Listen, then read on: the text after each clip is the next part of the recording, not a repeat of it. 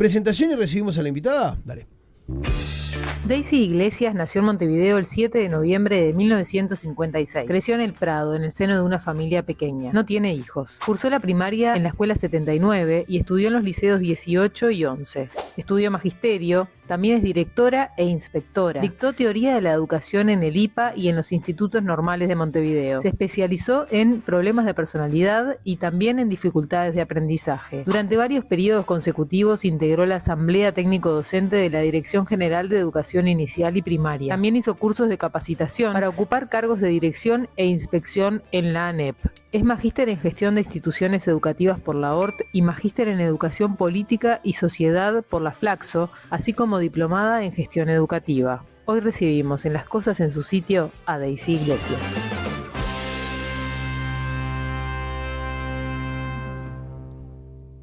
Bueno, bienvenida Daisy, gracias por estar acá primero que nada. Un gusto Gracias. siempre poder intercambiar con ustedes y con vuestra audiencia, aunque en realidad la audiencia no va a poder hablar mucho. No, hay mensajes. Habla, Sí, se expresa. Se hace claro. sentir. Un se hace placer sentir. y buenos días a Y les todos. damos lugar además. Totalmente. Daisy, queremos comenzar esta entrevista, bueno, hablando en términos generales y después iremos más a los casos particulares sobre un tema que sabemos que te preocupa y que te ocupa, que es el de la violencia que rodea a muchas escuelas del país. Sí, es un tema recurrente de preocupación desde hace mucho tiempo. En eso podría escribir un libro. Cuando comenzaron hace unos, déjame ver, por el año 2015, 2016, tiroteos en una zona de Montevideo. A mí no me gusta nombrar zonas, a veces instituciones, porque quedan como selladas, pero en este caso voy a decir dónde era, porque hace tiempo atrás, a pesar de que la gente puede decirme que hay zonas que mantienen sus rasgos. Yo estoy hablando del año 2015. Comenzaron tiroteos en la zona de Cerro Norte y llegamos al punto que un día en el cual los maestros con los niños estaban en el recreo y el tiroteo era sobre los muros. Por tanto, tuvieron que entrar como pudieron a la institución y nosotros pedimos una reunión con un representante de una importante organización extranjera vinculada con la niñez, con la juventud, con la adolescencia. Un apartamento precioso en la zona de Parque Valle. Cuando decís nosotros ahí desde ADEMU. Desde ADEMU. Éramos sí, tres Asociación colegas. de Maestros de Montevideo. Tres colegas. Era la colega inspectora Adriana Lamilla, que también integraba la Asociación de Maestros de Montevideo, y Graciela Sousa, maestra de Escuela de Práctica. Y bueno, allí vimos que el tema que nos preocupaba no era un tema de gran preocupación. ¿Por qué? Porque cuando expusimos las situaciones por las que íbamos, el representante de esta organización internacional nos dijo algo así como que había países en los que pasaban cosas peores. A lo cual yo soy más calma, tenía la colega Adriana Lamilla, que se va a enojar porque la estoy nombrando, pero tenía un carácter más fuerte, me dijo, nos vamos de acá. Claro, Así, directamente. Esto demuestra dos cosas: la antigüedad del tema, que seguramente sea bastante anterior también al 2015, la antigüedad del tema y la poca operatividad y significado que se le ha dado. Cuando uno mira y dice, bueno, pero hoy está sucediendo esto y esto, en realidad tiene una historia, ya tiene ancestros la situación. Y recuerdo también, yo en general soy muy de exponer los hechos como son, no me gusta ponerle edulcorante y no complaciente, no porque sea irrespetuosa respecto a las administraciones o a las autoridades, sino porque me parece que las cosas hay que decirlas como son, en términos siempre correctos, ¿verdad? Y yo recuerdo una nota en un periódico posterior a esta situación del 15, un colega director me dijo, mira, en mi escuela están jugando a esto los niños. Y los niños jugaban a moler tiza blanca y a armar sobrecitos y jugaban a la venta. y recuerdo que lo dije en un medio de prensa de la época, escrito, y bueno, el problema no fue a lo que jugaban los niños, el problema fue yo. Claro. El problema es que es disruptivo, que no se puede decir, que los niños siempre juegan. Sí, los niños siempre juegan, es verdad, pero nosotros debemos mirar con cierta atención sus objetos de juego. Juegan a lo que ven. Claro, y en este caso te hablaba de menores en riesgo, por eso yo a veces considero, y perdón el término si alguien se siente herido, que a veces tenemos posturas un poco, el único calificativo que yo he encontrado de hipocresía. Nos alarman los hechos, nos impactamos por los hechos, pero hace años se vienen dando y la operativa en torno a esos hechos han sido, a mi modo de ver, limitadas, y estoy atravesando gobiernos de distintos signos. Está bueno en el terreno que entras, y yo te lo quería preguntar también, pero aprovecho que vos entras en esto. Las autoridades en varios periodos de gobierno de diferente signo político han presentado protocolos de convivencia, se han realizado, ¿no?, intenciones de llevar adelante, no sé, por ejemplo, guías de convivencia, a eso iba. Los sindicatos vienen diciendo hace mucho tiempo... protocolos de actuación cuando pasan las cosas también. Pero lo que vienen diciendo hace tiempo los sindicatos es que con las capacidades que tienen hoy para moverse, no alcanza con guías o protocolos. ¿Sabes lo que sucede? Que hay algo que no se quiere ver, y uno teme a veces que cuando no quieres ver un problema, ese impas de no verlo de años termina después en respuestas muy duras y no las desearía. No es un tema de la escuela, es un tema externo. Y en relación con hechos de último conocimiento, cuando en un barrio de Montevideo los chicos se presentaron con vainas, que yo luego, hablando con una vecina del barrio, me dijo que sí, que están como a veces las piedritas del piso. Juegan con las vainas como si fueran piedritas. Sí, no, que se pueden juntar como si fueran piedritas. Ellos la llevaron, pobres chicos. Me preguntaron, ¿y qué va a hacer la escuela? Digo, no, pero no me pregunte qué va a hacer la escuela, pregunte qué se va a hacer afuera de la escuela. Porque el clima de la escuela era yo fui a las... Porque cuando hay un problema, yo voy. Sí. Eso es una característica que tengo. No llamas por teléfono. No, a veces sí, pero para coordinar la ida. Claro. Porque la gente no precisa autoridades que estén distantes, precisa autoridades que verifiquen hechos en el lugar, sea para bien, sea para mal, no importa. Fui allí y lo que vi fue, en el clima de dos instituciones, una de inicial y otra de educación común, un excelente clima de trabajo. Excelente. Incluso en un medio de comunicación dije que hasta el clima te hacía hacer bromas fuera del contexto duro de las afueras, porque cuando llegué al jardín de infantes estaban todos los chiquitos, 4, 5, 3, en sus clases, y le digo al auxiliar, pero está tranquilo, dijo, espere que salgan al recreo. Claro. O sea, que te demuestra que podés hacer bromas sobre una cuestión que es sana y que es normal, ¿verdad? Ahora, Daisy, perdón, Pepe, en esa recorrida que hiciste, pues lo charlamos el otro día, me contaste una anécdota que te trasladaron que me pareció tremenda, y es esto de los tiroteos en la noche, y ahora hablamos de eso, pero lo que te iba a decir yo es esto que resulta realmente muy doloroso, y es los tiroteos en los que salen heridos los bebés. ¿Por qué es eso? Yo no podría afirmar que sean todos los casos, pero una de las versiones es que muchas veces, para evitar el golpe, y perdón si alguien se siente agredido, está escuchando el programa, se pone al niño adelante. O sea, el padre... pero esto no lo invento yo, el padre pone, me lo dije. Exacto, el padre pone al bebé, para que se entienda, ¿no? El padre amenazado... A lo escudo humano pone al bebé, y el atacante no se amedrenta para nada con la presencia de un bebé, y tirotea igual, ¿no? Yo no creo que haya padres que quieran que sus hijos salgan heridos, pero puede darse. Esto, como dicen ustedes, no está verificado. Es algo que te transmiten. ¿Te lo contaron? Sí. Bueno, pero recordemos que, sin ir más lejos, Andrea Tuana, de la ONG El Paso, manejó elementos similares a los que tú estás diciendo, Daisy, con respecto a la utilización de niños como señuelos, Sí. como escudos. Habló de que muchos narcotraficantes o traficantes de microtráfico llevan a niños en el vehículo para que no lo detenga la policía porque dice, va con el hijo a tal lado, no aparece como sospechoso. Ella lo dijo, tuvo problemas por decir lo que dijo, aún lo sigue teniendo. Sigue teniendo problemas.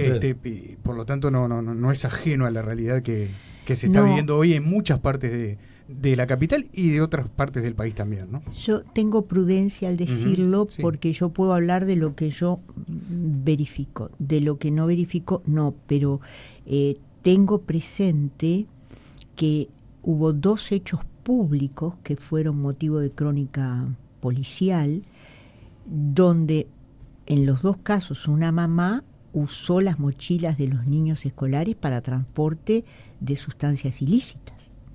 Así que claro, eso fue noticia y fue siempre en la misma zona de Montevideo, en el mismo barrio, diría. Por lo tanto, si en un caso el chico entró a la escuela con pasta base en su mochila, fue público, así que lo digo claramente, y en otro caso lo usaba para el reparto, porque las situaciones de adicciones son situaciones que tornan a las personas incontrolables.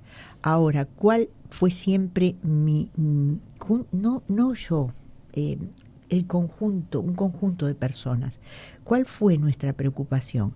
Que si tú dejas a un niño de 3, 4, 5, 6 años sin intervención en esos medios, bajo alguna idea de que de repente está mejor allí que en otros lugares, a los 11, a los 14 o a los 16 no tenemos ninguna certeza de cuál fue su evolución y qué modelos está poniendo en práctica. Y de hecho lo vemos un jovencito que hizo un video, un jovencito que estaba a su vez bajo tutela de INAU, era mayor pero estaba bajo tutela de INAU por delitos cometidos como menor, salir en un video diciendo que quieren matar gente.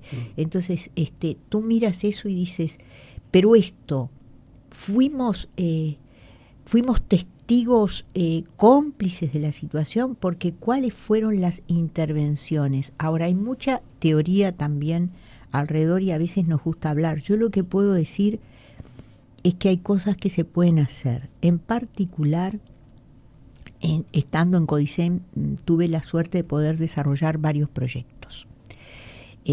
Proyectos en cuanto a alumnos con discapacidades, proyectos en cuanto a conferencias dentro de CODICEN, y un proyecto que lo tengo abandonado porque el año 25 fue un tsunami, y me disculpo con ellos si hay alguno escuchando, que fue en San Carlos, que fue un proyecto de prevención de consumo de sustancias psicoactivas en niños y adolescentes en coordinación con los liceos 1 y 2 de San Carlos.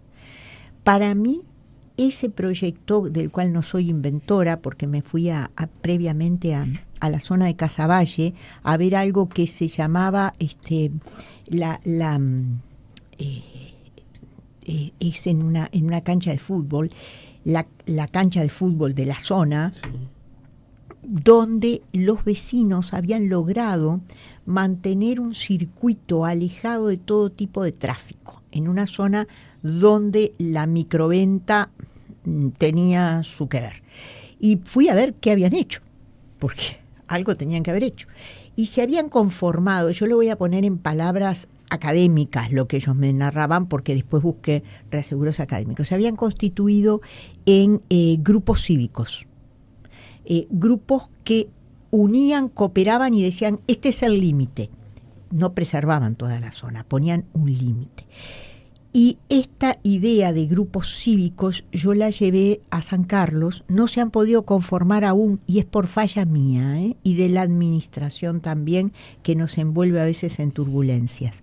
Pero hicimos 2 años de experiencias y les puedo decir que el grupo cívico era la conformación de un grupo de recibimiento para estudiantes con problemas, con inquietudes, con situaciones delicadas, y también para familias que no sabían a dónde recurrir, que estaría integrado por un psicólogo, por profesores, por estudiantes y por padres, un grupo chico de 7 u 8 personas que tendría un funcionamiento determinado para recibir, orientar e intercambiar, una especie de prevención, y que pusiera un límite. En esta zona, no. Mira, en la puerta del liceo, no sé lo que tú harás 20 cuadras para allá, pero acá no vendas. Porque ese es el drama que enfrenta mucha gente, ¿verdad?, que tiene situaciones delicadas en la puerta de los liceos. Yo debo decirles que lo que yo vi a mí me impresionó. Hubo un momento en que los estudiantes del liceo, sin ningún guionista, no los precisaron a ustedes, no filmaron videos que recorrieron el país hablando de la prevención del consumo de sustancias como cierre de la primera experiencia, donde ellos reivindicaron allí el deporte, pero ellos guionizaron, ellos se filmaron y nosotros los ayudamos a distribuir. Cuando vinieron a Montevideo, se sumaron varios liceos de Montevideo, pero 2 en particular.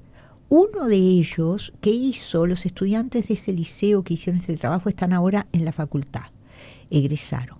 Hicieron una investigación de microtráfico en su zona y hicieron recomendaciones.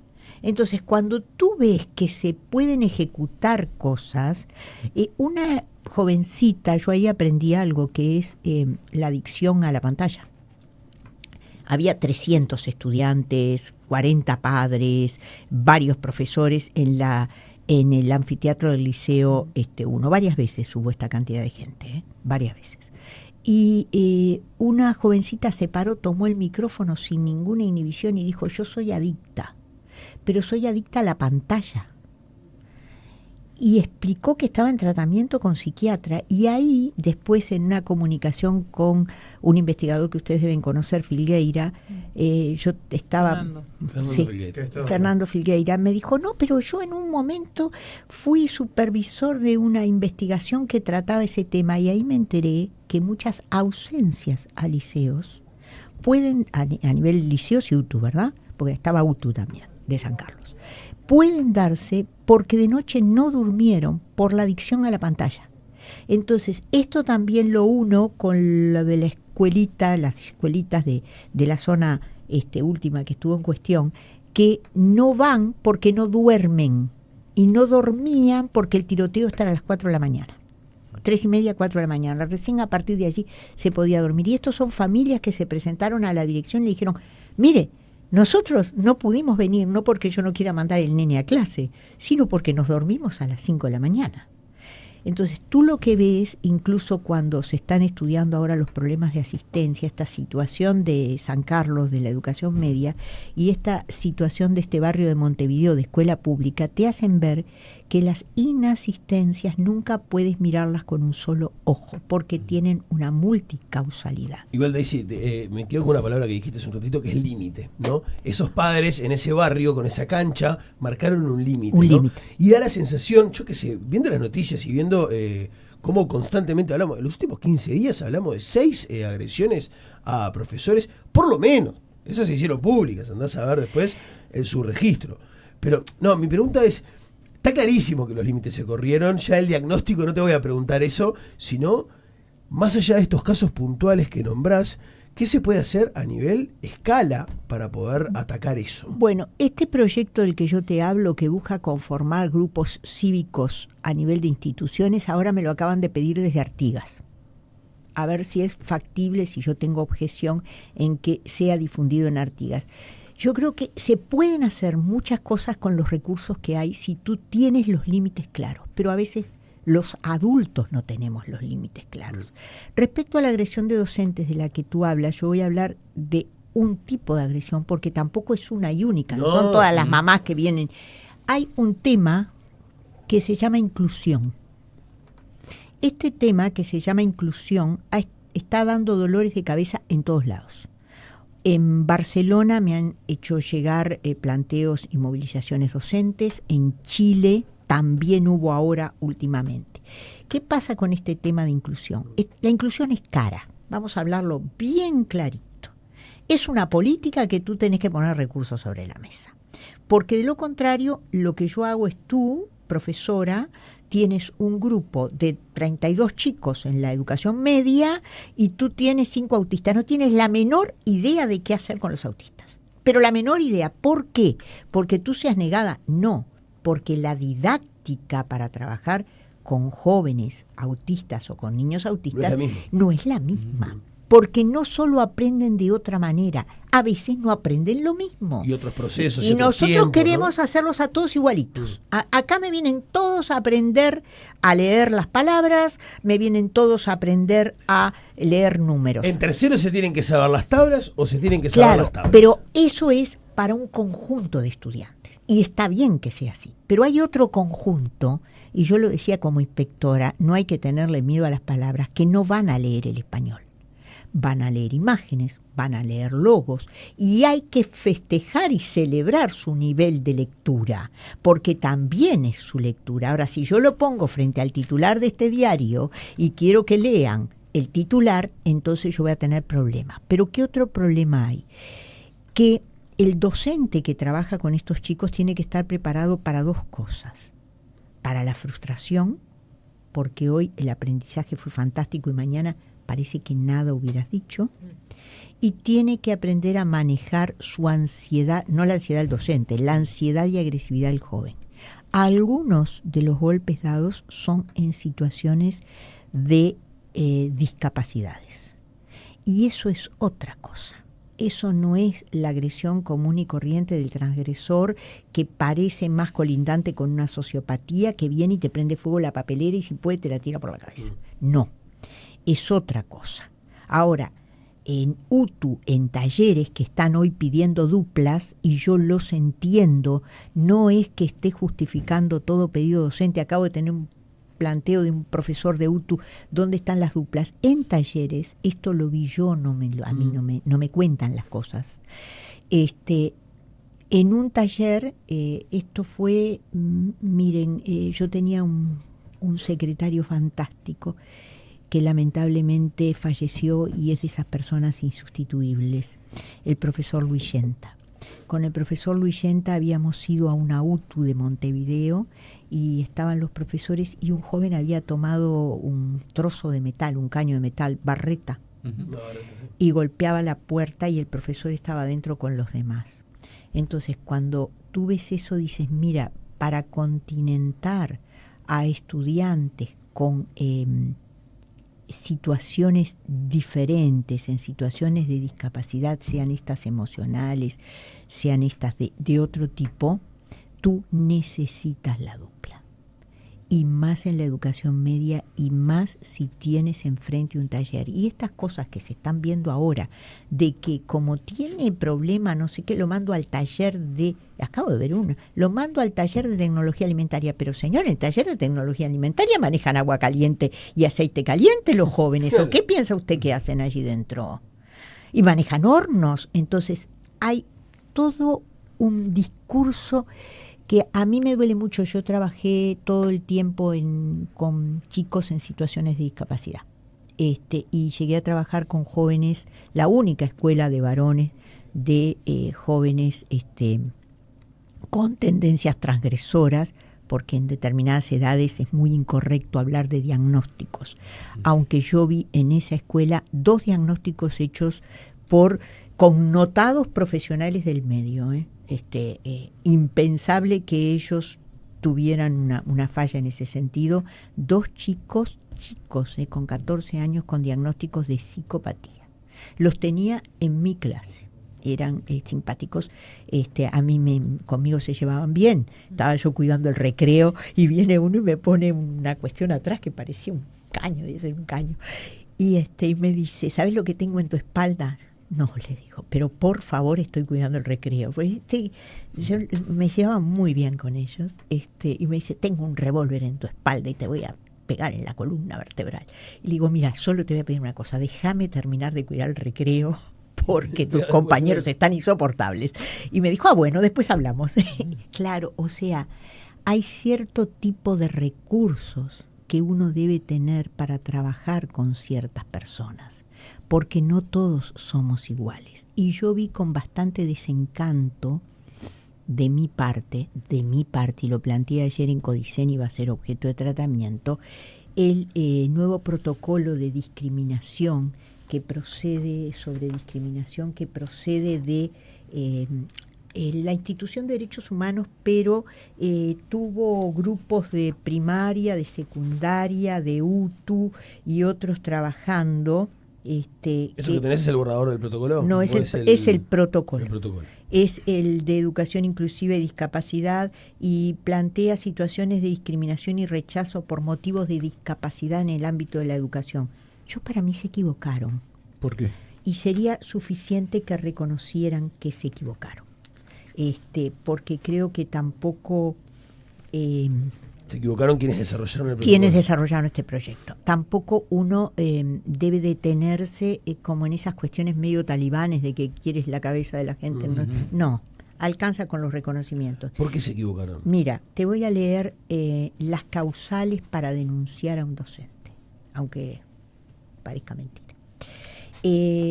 Las causales para procesar denuncias, entre ellas está Búscalo tranquilo. Sí, lo tengo bien focalizado. Quería leerte otra, pero está que el docente diga que le falta formación. Que el docente manifieste que no tiene la formación necesaria o la capacidad para llevarlo adelante. Lo cual es un error académico. No es un error de buena voluntad de nadie. Es un error académico. El docente, la didáctica para trabajar en situaciones de discapacidad es variada. Tú no enseñas igual a un chico con síndrome de Down que enseñas a un chico con trastorno del espectro autista, y dentro del espectro autista tenemos las altas capacidades y tenemos otros que no, y tenemos niños que te pegan un golpe sin intención de agredir, no tienen intención de agredir, es su forma de comunicación. Yo, como últimamente me he dedicado a las anécdotas porque creo que voy a escribir un libro, teníamos un chico divino con el cual mantengo comunicación hoy con su mamá y con él después de años, muchos años, en la escuela en la que yo era directora, y él te empujaba porque no te reconocía como persona, ¿verdad? No te reconocía como algo existente. Y un día estábamos con la maestra, llegó Francisquito y nos empezó a pegar puntapié. Y con la maestra dijimos, ¿qué avance? ¿Qué hicimos? Tenemos que revisar lo que hicimos. ¿Por qué? Porque el hecho que te golpeara era sinónimo que te reconocía. Y pasó una compañera nueva por el costado y dijo, estas mujeres están locas. Les pega y dice que bueno. Pero era un avance en su proceso evolutivo. Entonces, no es lo mismo trabajar con un chico que tiene una discapacidad intelectual que trabajar con un chico que tiene un trastorno emocional vinculante a condiciones de socialización. Y en general no se los puede poner juntos, porque en general el que tiene el trastorno de personalidad puede usar al otro para sus aventuras y sus andanzas. Entonces, que se diga que una de las causales que puede ser un docente sujeto a una observación o a un señalamiento es que manifieste que no tiene formación específica, es un error académico. De la misma manera que la falta de ajustes razonables y apoyos adecuados, porque van a tener que denunciar a la administración, porque es la administración la que no pone recursos especializados. El año pasado había en la escuela de Montevideo para trastornos del espectro autista, superpoblada en este momento, para todo Montevideo 3 itinerantes. Una estaba enferma. ¿Cómo itinerás la inclusión con 2? Con 377 escuelas. Es imposible. 4 itinerantes en la escuela 204 Emilio Verdecio, que es la que se encarga de los trastornos socioemocionales. Las 4 deberían instalarse solo en una zona cercana a esa escuela, que es Unidad Casaballe, para auxiliar en esa situación. Pero este diagnóstico que vos tenés, ¿lo tienen también las autoridades? No sé si lo tienen. ¿Y cómo no lo van a tener? No sé si lo tienen. No, a esta altura todo el mundo pasa haciendo diagnósticos. El país del diagnóstico, eso te digo yo cada vez. Es un país ineficiente en ese sentido. Vivimos... yo lo dije sin ningún problema, porque lo cuento en la sesión de Codicen, 34, 35 grupos de estudio tenemos para estudiar lo que ya estudiaron otros. Entonces tú dices, y nuevamente vuelvo al comienzo de lo que ustedes me preguntaban, ¿verdad? Seguramente pase una nueva administración y seguramente continúen estas situaciones indebidas, y seguramente si yo estuviera, que no voy a estar dentro de 5 años, ustedes estarían aquí preguntándome lo mismo, como me consta que el señor Sena viene preguntándome hace años. Daisy, en base a un poco lo que decís de esta cantidad de años viendo el tema, te quiero preguntar si sentís que hasta qué punto se ha agravado, ¿no? Hablar un poquito de cómo ha empeorado. Sí. Y de todo lo que se ha hecho, ¿rescatarías algo más allá de estas iniciativas que contabas vos, ¿no? Más a nivel de política grande. ¿Se hizo algo que diera en el clavo? Se hicieron buenos materiales teóricos, buenas propuestas teóricas. Si tú miras sobre cómo intervenir en situaciones salvo de esta violencia que estoy comentando, hay buenos materiales, pero nos falta el pasaje al acto, y esto le ha faltado a toda administración. ¿Por qué falta? Porque tal vez sea incómodo. Yo pienso que que tal vez sea incómodo. ¿Y esto no es más incómodo? Yo miro la facilidad. Es fácil escribir, es fácil hablar, es más difícil actuar. Y tú cuando actúas tenés que tener en cuenta que lo primero que tenés que hacer es someterlo a evaluación periódica. Y capaz que en la evaluación periódica vas para atrás. Y capaz que faltan otras cosas. Mira, yo he sido muy crítica con equipos de ANEP. En la administración anterior y en esta administración también.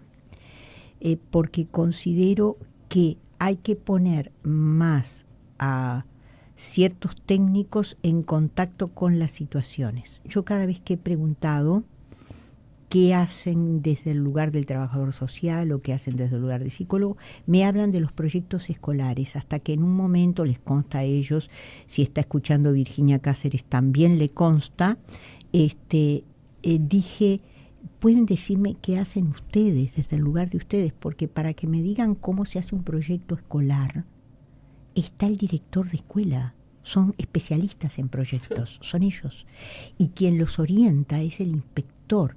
Pero no, con esto no trato de denigrar, porque sé que hay instituciones de educación media donde se desviven al igual que los docentes, lo sé. Y sé también que la preocupación existe, pero creo que aún hay una falla, y esa falla está en la cabeza, no en los operarios, en saber cuáles son los roles de cada uno y exigir que se cumplan. Y eso tiene que ser una orientación central, no puede quedar librado a la buena voluntad de los niveles descentralizados. Daisy, hay un irrespeto a todo lo que signifique... Quedó una parte, por eso dale. Vuelvo, lo del empeoramiento. El empeoramiento es notorio, pero es notorio... En cantidad, en calidad. En cantidad y en calidad. Lo ves en las instituciones educativas, pero a su vez lo ves en el contexto social. En el contexto social, estos tiroteos con menores lesionados y demás, creo que a ojos vistas han crecido, no han disminuido. De aquella situación que yo tenía circunscripta en ese momento, en el año 2015, a Cerro Norte, ahora está mucho más extendida, expandida y cruzando límites que pensábamos que no se iban a cruzar. Hay balaceras. Y cuando no encontramos la clave, que no la voy a encontrar yo no sé nada de seguridad, no me presento ni siquiera a esos cargos, no me interesa. Me interesa así como ciudadana, pero no es mi métier. Luego, cuando eso sedimenta y tú tienes bandas y otras cosas, entonces vienen las salidas más extremas. Y las salidas más extremas son siempre salidas centradas exclusivamente en lo represivo. Y digo exclusivamente porque vamos a entendernos, yo no tengo ningún problema con el control. Me parece que hay una falla de controles en mi país. Creo que debería hacerse más intensos los controles que se realizan, el control no como autoritarismo, el control como que las cosas funcionen y la gente esté dentro de los límites que debe estar, porque de lo contrario, individuos sueltos o agrupados haciendo cualquier cosa, no. El control, y en algunos momentos sí, por supuesto, tiene que haber represión. Cuando hubo un grupo de jóvenes cerca de mi casa, en Nuevo Centro, que aquello era infernal, que no sabías si iba a lastimarse a alguien o no, tú necesitas una fuerza física que ponga límites. Cuando una jovencita en un liceo de Montevideo, el año pasado no, el 24, le pusieron el revólver en la espalda cuando salía del liceo, iba a la parada, y el papá se presentó a pedir a la policía, sí señor, tiene que estar la policía, porque si le van a lastimar a la niña va a estudiar, no va a ser amenazada. Entonces, ese tipo de cosas me parece que sí, porque hoy decís control y decís represión, hoy no, desde hace bastante tiempo, y sos muy malo en la película. Y creo que la gente que ve tiene que no importarle aparecer como el malo de la película, porque hay que poner en palabras las cosas que pasan para que se reaccione social, colectivamente, y también las autoridades, que seguramente no creo que en parte de mis colegas del CODICEN estén muy contentos con lo que yo digo aquí. Y como pasa que la película viene siendo de terror. Pero tengo la obligación de decirlo. Ayer dábamos cuenta de una situación en Paysandú de un niño, un adolescente, que había agredido al director de la institución. Bueno, no voy a dar los detalles, ya lo comentamos ayer. Sí. Pero lo que muchos oyentes planteaban en esa ida y vuelta de comunicación es, bueno, este muchacho tiene que irse para afuera. Este muchacho no puede estar hay que expulsarlo. Hay que expulsarlo. Sí. ¿Qué se hace con, más allá, si querés salgamos de este caso puntual y hablemos en general? ¿Qué pasa cuando un estudiante, en este caso un adolescente, golpea a un profesor, un director, un adscripto, alguien que representa la autoridad de alguna manera dentro de la institución? Y la teoría y todo eso no. Claro, no ¿y qué se hace con él? Bueno, una cosa es que se hace y otra cosa es cómo debería mirarse, a mi modo de ver. Bien. ¿Cómo debería mirarse? Lo primero es, acá no hay menores de edad, y voy a usar especialmente el término menor de edad.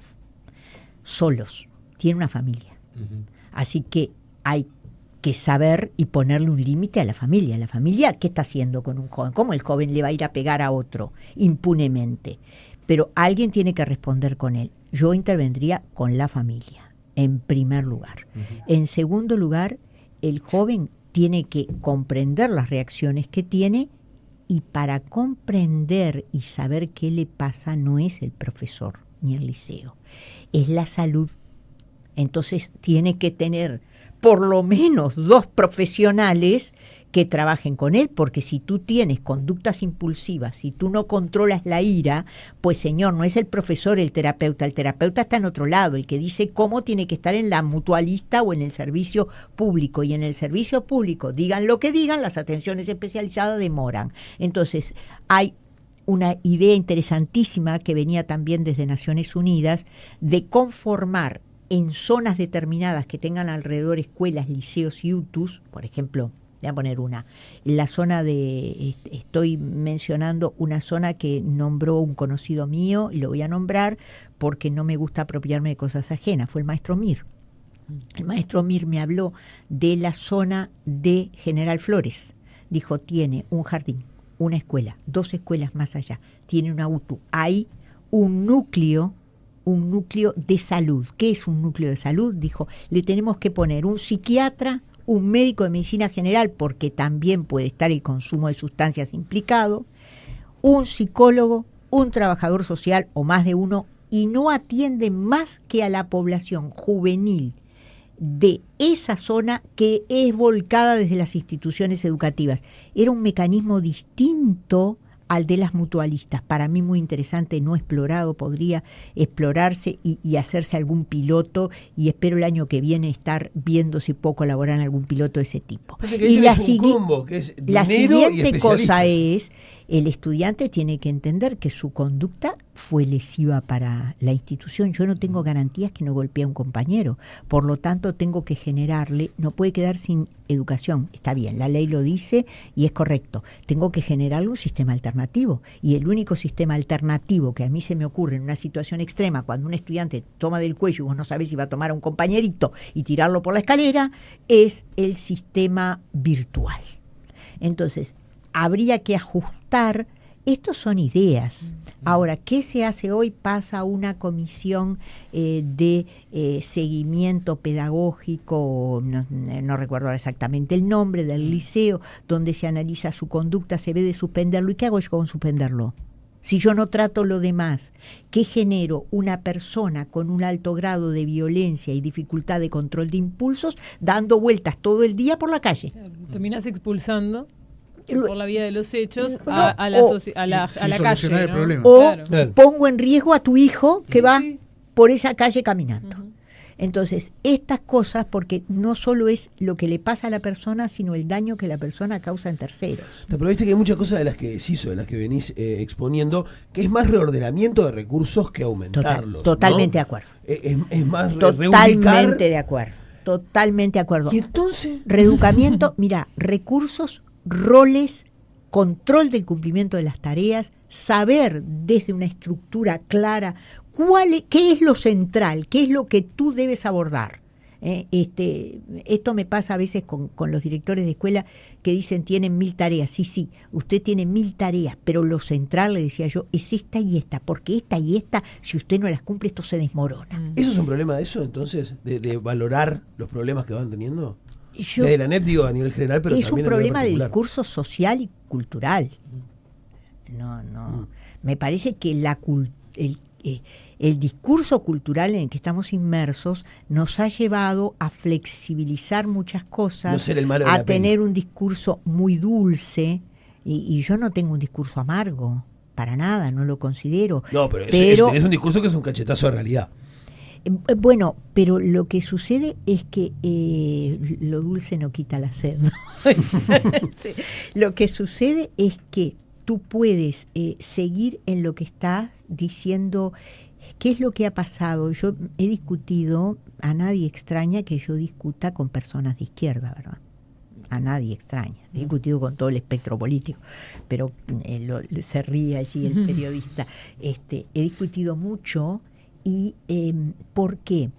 Explico las causales por la cual la persona llegó hoy a tener un niño de 11 años trabajando en una boca y que lo maten a la noche.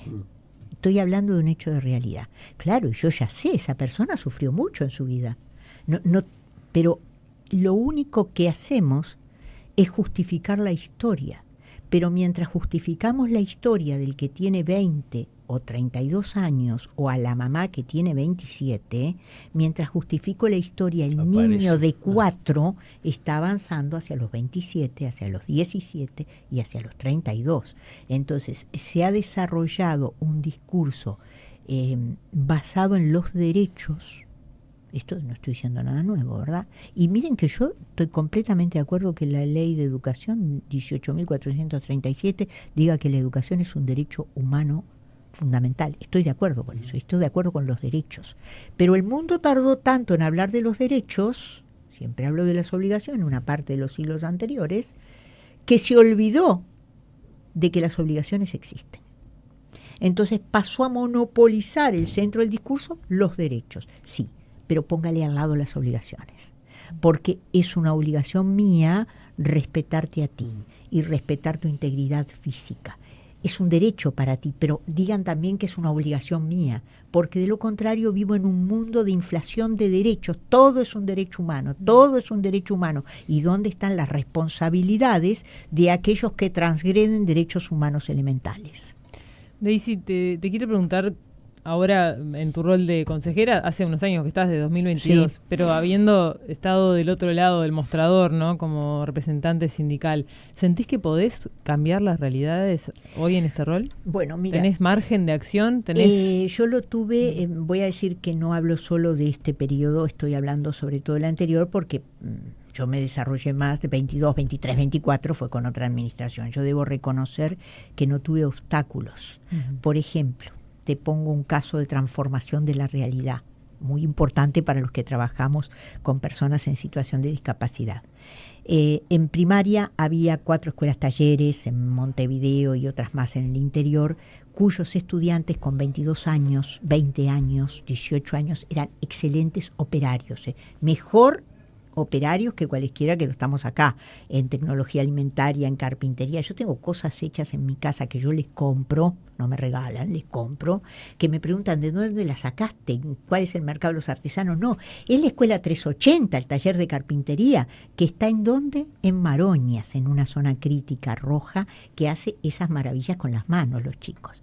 Estos chicos salían con 22 años o 20 de las escuelas especiales con lo único primaria acreditada. Entonces, en la administración anterior, yo planteé este tema y estaba el profesor Pereira de UTU, que dijo, ¿y por qué salen con primaria acreditada si nosotros tenemos sistema de acreditación? Pueden salir con la UTU acreditada a determinado nivel.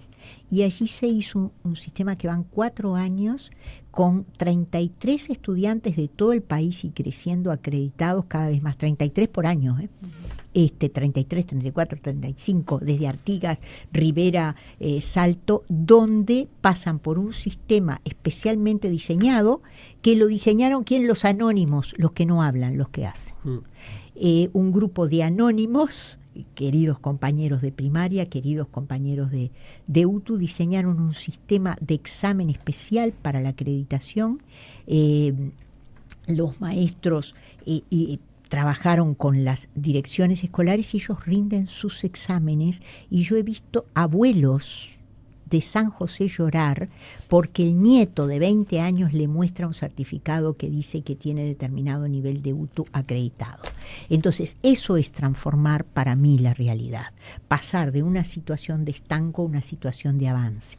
¿Qué tenemos por delante? Porque cada vez que logras algo hay un paso más, ¿verdad? Conseguirles trabajo.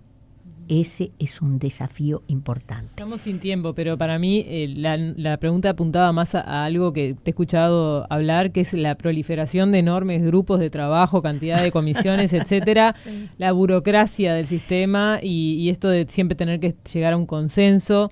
Si lo podés resumir en... No, lo resumo y voy a decir algo polémico antes de irme, así cuando me tiren piedras me las tiran. Tirás la bomba y salís corriendo. Vivimos duplicando estructuras estatales. Tenemos un problema, tenemos los recursos, lo que tenemos que hacer es ordenarlos, darles un métier, establecer un claro sistema de control de las prioridades y creamos estructuras paralelas. Voy a poner un caso, la estructura creada a través de la ley Lustenberg. No tengo nada con la señora Lustenberg, me parece una muy buena parlamentaria, lo fue, su proyecto muy bien, pero lo que está en el proyecto está acá. Ya está, ¿para qué lo duplico? ¿Por qué no puedo tomar la estructura existente y darle cuerpo a la estructura existente? Porque seguramente vos vas a pedir más recursos, vas a pedir más rubros, más dinero, no solo más personas, para algo que tenemos. Entonces, ¿y la sociedad qué hace? La sociedad se deslumbra y aplaude todo. Creo que es la ley votada por mayor consenso, así que acá no está solo un partido de gobierno, un partido nacional, un partido colorado, un partido independiente. Están todos.